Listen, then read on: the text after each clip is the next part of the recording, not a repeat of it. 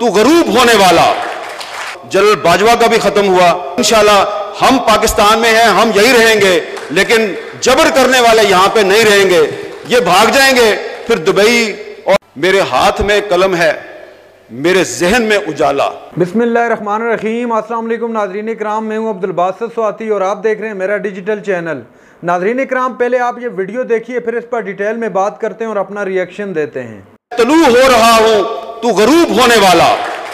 General Bajwa का भी खत्म हुआ। इंशाल्लाह हम पाकिस्तान में हैं, हम यही रहेंगे, लेकिन जबर करने वाले यहां पे नहीं रहेंगे, ये भाग जाएंगे फिर दुबई और यूरोप की सड़कों पे घूम रहे होंगे और इनकी जो वीडियोस बना के आप लोग हमें भेजेंगे और हम आगे से दिखाएंगे।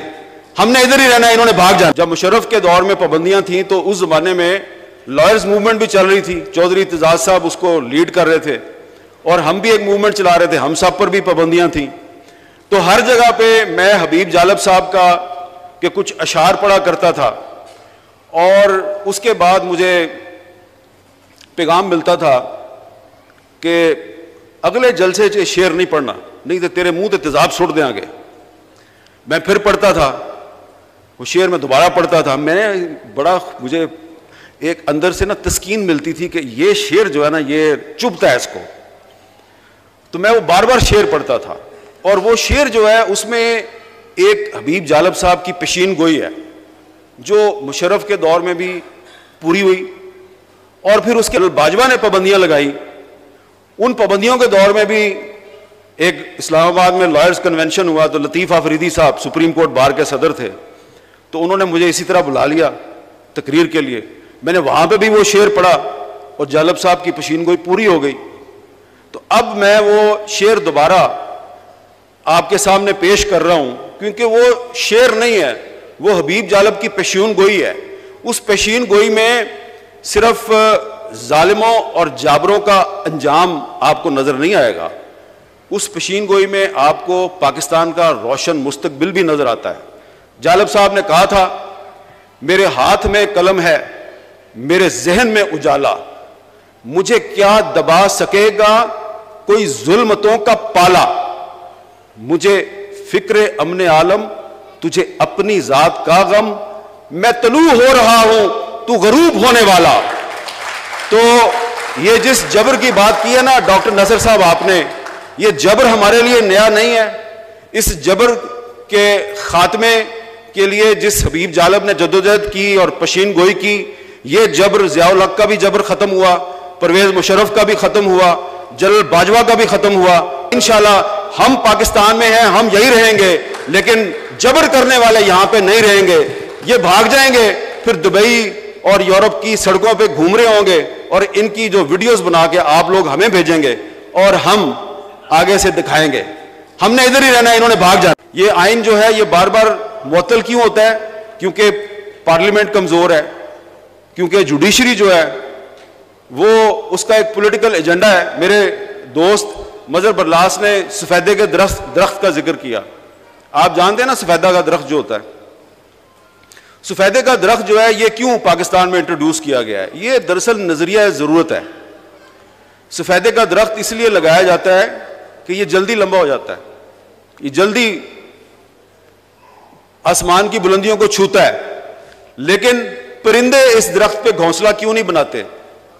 इसलिए कि सांप बड़ी आसानी से इस दरख्त पे चढ़ सकता है और घोंसले में जो अंडे होते हैं परिंदों के उनको खा सकता है। तो कीकर का दरख्त जो है, जो कि हमारा देसी दरख्त है, उसमें कांटे होते हैं। सांप कीकर के दरख्त पे बड़ी मुश्किल से चढ़ता है, तो इसलिए परिंदा जो है वो कीकर के दरख्त पे अपना परिंदा बनाता है। तो ये पाकिस्तान में नजरिया ज़रूरत की वजह से जमहूरियत की फसल जो है उसके इर्द गिर्द बहुत से सफेदे के दरख्त लगाए गए हैं। और सांप आपको पता है कौन है? वो बार बार जो है वो चढ़ता है ऊपर दरख्त पे आसानी से और अंडे खा जाता है जमहूरियत के। तो इसलिए मैं इत्तेफाक करता हूं मदर बरलास से कि जो सफेदे का दरख्त है, यानी कि नजरिया ज़रूरत है, इसको जड़ से उखाड़ के फेंक देने की ज़रूरत है और किकर का दरख्त बेशक उसमें कांटे हैं, लेकिन वो कांटों वाला दरख्त है तो अपना ना, और वो सांप का रास्ता तो रोक सकता है।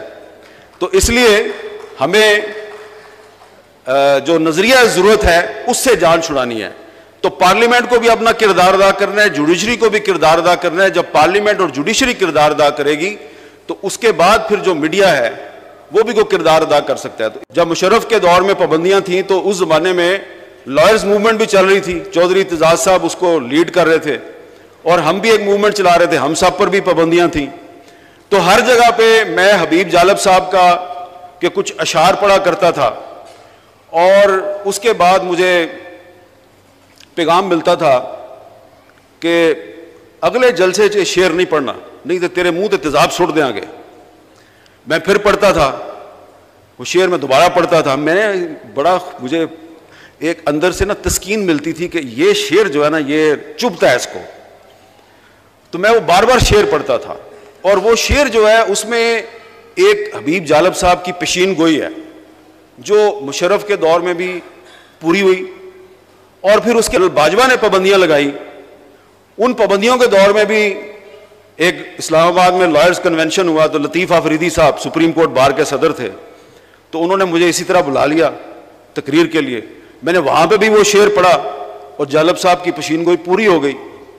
तो अब मैं वो शेर दोबारा आपके सामने पेश कर रहा हूं, क्योंकि वो शेर नहीं है, वो हबीब जालब की पेशीन गोई है। उस पेशीन गोई में सिर्फ जालिमों और जाबरों का अंजाम आपको नजर नहीं आएगा, उस पेशीन गोई में आपको पाकिस्तान का रोशन मुस्तकबिल भी नजर आता है। जालब साहब ने कहा था, मेरे हाथ में कलम है, मेरे जहन में उजाला, मुझे क्या दबा सकेगा कोई जुल्मतों का पाला, मुझे फिक्रे अमने आलम, तुझे अपनी जात का गम, मैं तलू हो रहा हूं तू गरूब होने वाला। तो उसके बाद वो एक लंबी कहानी है, वो कभी चौधरी साहब आपको सुनाए तो ज्यादा बेहतर है कि चौधरी साहब बाजमात पूरे खानदान समेत जद्दोजहद कर रहे थे, बीवी भी मार खा रही है और चौधरी साहब भी जेल में थे। तो वो एक दौर भी, मैंने आपको एक छोटा सा वाकया ये सुनाया कि वो भी एक जबर का दौर था, उसको हम नजरअंदाज नहीं कर सकते। फिर उसके बाद जो जमहूरी हुकूमतें आई उनके अदवार में भी ये जबर का सिलसिला जारी रहा। फिर परवेज मुशर्रफ का दौर, आप ये मत भूलें कि परवेज मुशर्रफ के दौर में जो पाकिस्तान में इन्फोर्स्ड डिसअपीयरेंसेस, जबरी गुमशुदगियों का जो सिलसिला शुरू हुआ, वो आज। नाज़रीन कराम, आपने वीडियो देखी, हामिद मीर साहब एक तकरीब से खिताब कर रहे थे और जो कुछ आजकल हो रहा है मुल्क के अंदर, उन्होंने इसका भी तस्करा किया और इस बात का भी तस्करा किया कि माजी के अंदर आयन को 2 से 3 मरतबा मुहत्तल किया गया, आयन अब मुहत्तल होने की हैट्रिक कर चुका है। तो उस वक्त भी हम लोगों ने जदोजहद की और आज भी आयन मुअत्तल है।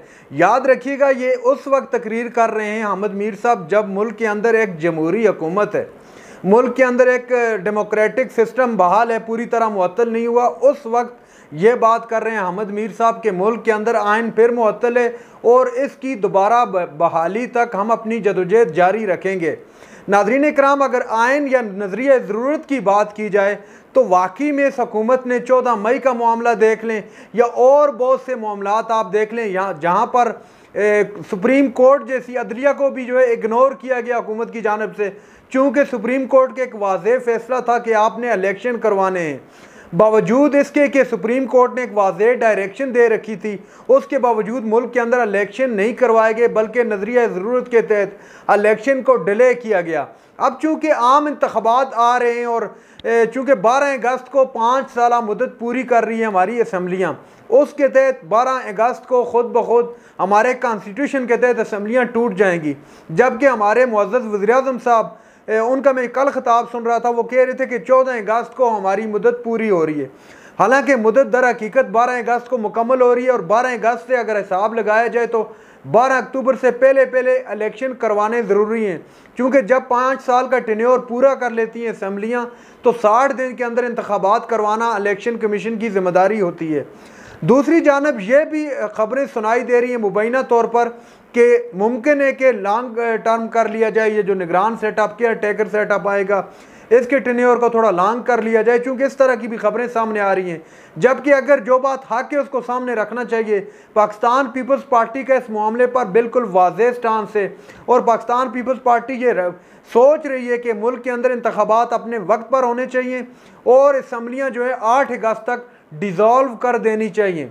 अगर ये मुद्दत से पहले असम्बली डिज़ोल्व कर लेते हैं तो फिर आइन इनको 90 दिन की इजाज़त दे देते हैं 12 अगस्त से पहले। अगर ये मामला 12 अगस्त तक पहुंच जाता है तो कॉन्स्टिट्यूशन के मुताबिक फिर 2 महीने के अंदर इलेक्शन करवाना इनके लिए ज़रूरी होगा। नाज़रीन इकराम, ये थी आज की हमारी वीडियो। चैनल पर जो नए चैनल को सब्सक्राइब कर लें। अगली वीडियो तक के लिए अल्लाह हाफ़िज़।